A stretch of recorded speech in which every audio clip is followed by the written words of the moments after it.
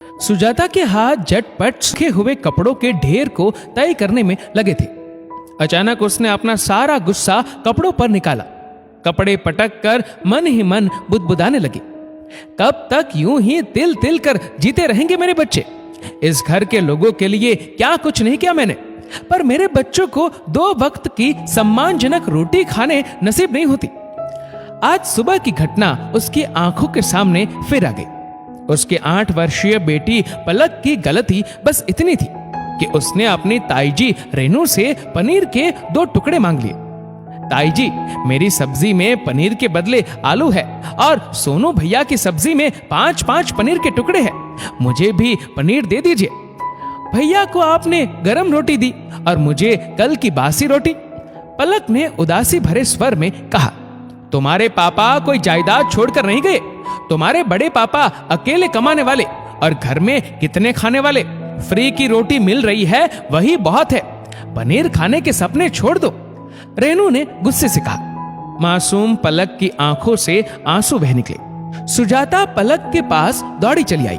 अपनी बेटी की आंखों में आंसू देख वह अपने आप को बहुत बेबस महसूस कर रही थी। फिर वह पलक को समझाने लगी, बेटा जो मिल रहा है चुपचाप खा लिया करो।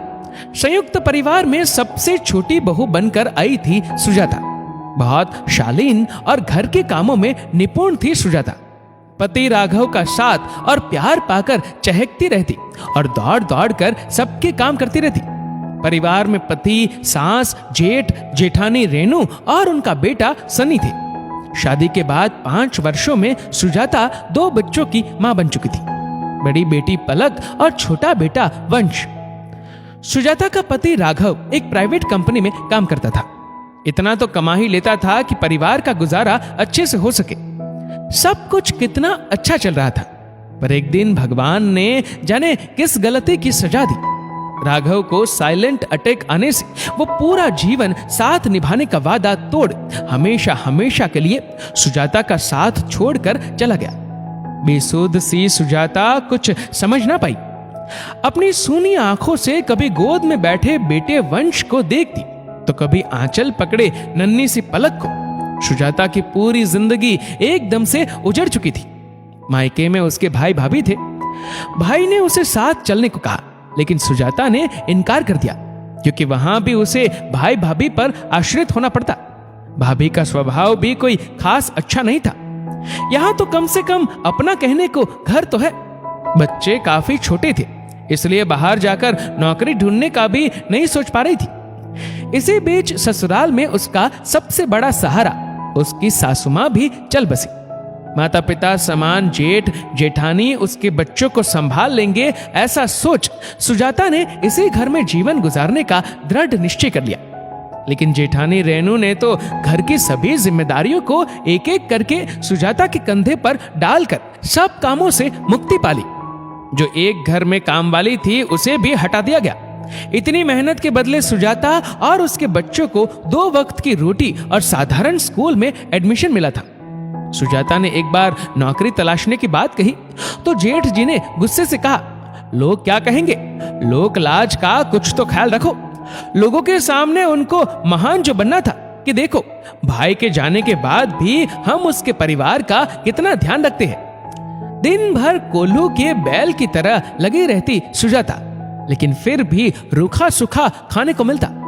पलक भी नए स्कूल बैग, कपड़ों, जूतों की मांग करती, लेकिन हर बार सुजाता बहला फुसला कर उसे मना कर देती। एक बार सुजाता की पड़ोसन शुक्ला भाभी ने उसे कहा, सुजाता तुम तो बहुत अच्छे अचार पापड़ बनाती हो, तो क्यों ना इसे ही अपना व्यवसाय बना लो।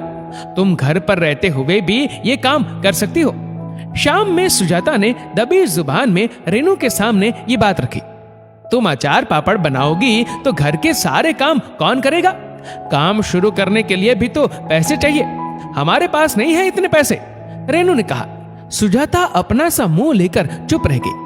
लेकिन आज अपनी बेटी को थोड़े से खाने के लिए रोता देख सुजाता के अंदर बहुत कुछ टूट गया था। वह पूरी रात सो न सकी।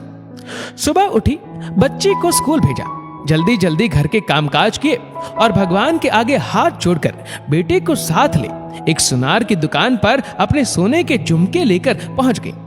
उन्हें बेचने से पहले एक बार को उसका मन कांप गया। क्या मैं सही कर रही हूं? ये झुमके तो उसके पति राघव की लाई हुई अंतिम निशानी है। फिर उसे अपनी रोती हुई बेटी का चेहरा दिखाई दिया। उसने मन ही मन पति से कहा, मुझे माफ कर दीजिए, मैं बहुत मजबूर हूं। मुझसे अपने बच्चों की लाचारी देखी नहीं जा रही। उसने झुमके बेच सुनार से पैसे ले लिए। घर आकर उसने जेठ जेठानी के सामने अपनी बात रखी। मेरे बच्चे को भी खाने पीने पहनने ओढ़ने का हक है और उनके लिए मैं मेहनत करूंगी। मैंने पैसों का इंतजाम कर लिया है। मैं अपनी कला को व्यवसाय में बदलूंगी। ये छोटे मोटे काम करके क्या हो जाएगा? इतना आसान नहीं है ये सब। और घर के सारे काम फिर कौन करेगा? रेनू भाभी बोली, भाभी ये मकान आपका नहीं, हमारे ससुर जी का है। इसलिए आज के बाद आधे काम मैं करूंगी और आधे काम आप करेंगी।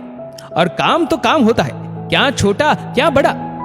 अगले दिन से सुजाता अपने हिस्से का काम खत्म कर अचार पापड़ बनाने की तैयारी करने लगी। आसपास जाकर ऑर्डर लेने लगी। लोगों को स्वाद पसंद आया और ऑर्डर मिलने लगे।